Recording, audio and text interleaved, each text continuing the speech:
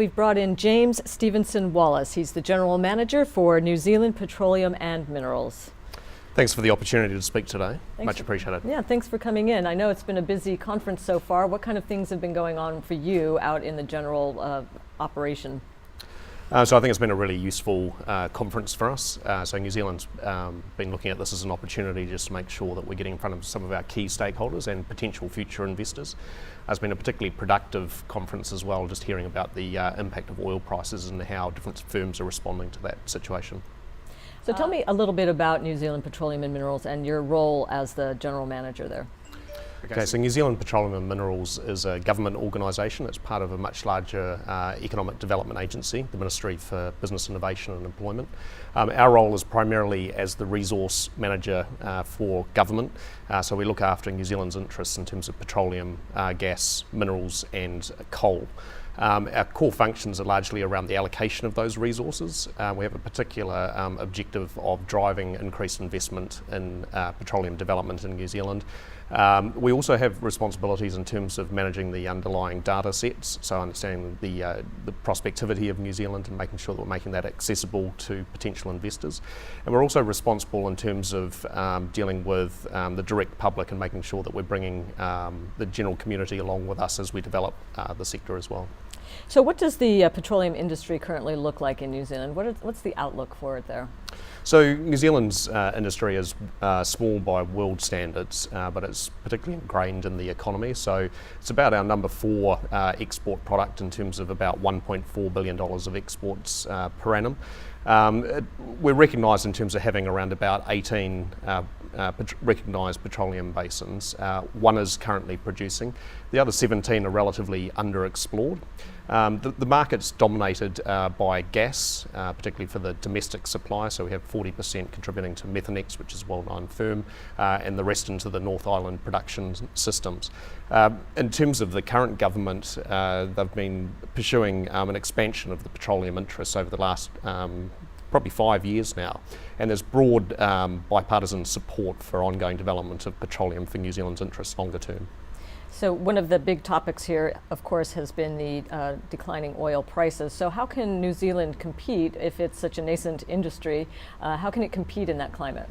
So I think New Zealand's quite attractive and competitive in terms of where we might feature in a portfolio of investment opportunities for a petroleum company. We have a number of factors working in our favour in terms of attractiveness. So when you think about government risk, we're a very stable, conservative economy, and we've performed well through the global financial crisis and the recovery. But more generally, in terms of those basins that we were talking about before, there's a lot of options for potential companies entering New Zealand. So alongside that, we also have sophisticated systems to make sure that it's easy to do business in New Zealand. So if you're looking at New Zealand as a proposition, we make sure that the data access is easily accessible, it's free. We've geared our system to create low entry costs. So when you think about the fees for engaging in the industry, they're very low up front. We've also designed our legislative system so that when you're thinking about the work programs, particularly in the frontier basins, that you can have a soft start in terms of your commitments well in advance of drilling. So I think in terms of the oil price at the moment, it still stacks up as a credible proposition. Like all countries, we're thinking about how that the impact of the price might cascade through New Zealand and the particular impacts for firms. But what we're seeing is a range of innovative responses from firms, whether it's consolidation of interests, some changes in terms of joint venture arrangements, farm-ins and farm-outs, and we have some sophisticated market mechanisms that support firms to engage in that regard. You were talking a little bit about the data, so what kind of data are available for companies that want to get involved in New Zealand? So one of the more significant changes in New Zealand legislation more recently is conducive settings that encourage multi-client speculative firms to engage in New Zealand. So over the last 2 years, we've had a significant increase in the data being shot in terms of 2D and 3D seismic information. The way that we've geared the system, we have a very open access based data regime. So we have records going back about 100 years in terms of prospectivity. That information is in the public domain. We have settings to make sure that where you are a speculative company holding a prospecting permit, that you have a reasonable return on the rights of that information that's been shot, and then that's put into the private settings for the industry to develop. So even though this is a fairly new and growing industry in New Zealand, you've done pretty well for the past 10 years. So what is the plan for the next 10 years to keep the industry growing? So one of the strengths for New Zealand is stability. So what I would expect companies to see over the next 10 years is predictability. So I think New Zealand's put in place some really useful mechanisms, whether it's the block offer allocation process, which occurs on an annual basis, or in terms of our regulatory regime around health and safety, environmental impacts. You'll see consistency over time, and the patterns that they're seeing at the moment will continue. I think in the last 2 block offers that we've run, we've had particular success in terms of attracting new entrants to New Zealand. We understand that there are other companies who are actively pursuing New Zealand, and we expect to see that playing out in the next couple of years. And for every country, it's an unknown in terms of the oil price, but we're confident that we've got the system set up to continue to encourage that investment into New Zealand. Can you tell us specifically about some of the block offers you have coming up, and maybe some of the other projects that are coming down the pipeline? Certainly. So when I think about block offer, 2014 was a particularly successful year for New Zealand. So we issued 15 new permits to 9 companies. As part of that, we had 3 new entrants, and we're proud to bring in the likes of Chevron and ONGC as particularly big players coming to New Zealand. In terms of block offer 2015, we'll be opening that in late March, and that'll run through until October, where we'll invite bids from companies. And we would expect continued interest in that regard. I think in 2014 we offered around about 400,000 square kilometres of acreage. We were successful in terms of issuing bids in 2014, so there will be some minor change there, but largely we're looking to continue that offering with slight change around the margins. I was doing some reading about the way that business is being done there in New Zealand in the petrochemical industry, and you do take into consideration the Indigenous populations. How important is it to have them as stakeholders in this whole process? So there's a very long-term relationship between the Crown and iwi in New Zealand.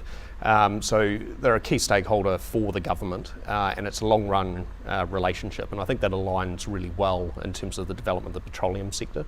So we encourage firms to consult in a meaningful way at a local level. New Zealand Petroleum and Minerals can help in terms of making sure we're connecting the companies with the key influencers and leaders from iwi within those communities, but it's essential for us to see that that consultation is happening. Often it's really providing access to information to those people so that they understand what type of operations are occurring in their region. And I think it's important too for the company to understand some of the spiritual and historical beliefs for those communities, and it just sets the company up to make sure that they've got a productive relationship over the longer term. So this is your first oil council meeting in Southeast Asia that you've attended. What are you learning here, and what message are you hoping to get across here? So this has been a great platform for us in terms of making sure that New Zealand's featuring as an investment destination. We're really pleased to see the turnout here this year, so you're seeing continued interest from the companies, and I think it's a really important opportunity for us to actually promote the merits of investing in New Zealand and some of the success stories that we've had. I think it's also important for New Zealand to gain an appreciation for how different firms are responding to the oil price, and so there's a range of responses that we're seeing internationally, and we'll be taking those back to New Zealand to just make sure that we're understanding how it may play out over the next few years. But really pleased with the success of the conference. We've made a number of connections with new companies that we haven't had significant engagement with before, and of course on the margins it's a great opportunity to just meet with our stakeholders and make sure that people who are currently engaged in the New Zealand industry happy with how things are progressing, and we're continuing to see positive feedback in that regard. Okay, so here's your chance to pitch New Zealand. What's your headline pitch, your elevator speech for getting people to look at New Zealand? So I think New Zealand is a competitive option in terms of the portfolio of opportunities that companies are facing. New Zealand has performed well the last couple of years. Our offering in terms of basins and our relatively underexplored prospectivity creates some pretty good frontier options. We have a nice mix of both onshore and offshore opportunities, and in terms of the government and the economy, we're easy to engage with. And it's a nice place to visit. It is indeed. Thanks so much for your time. I know you're busy, so thanks for taking a few minutes to meet with us here. Much appreciated. Thank you. That was James Stevenson Wallace, the General Manager of New Zealand Petroleum and Minerals, inviting you to come on down to New Zealand.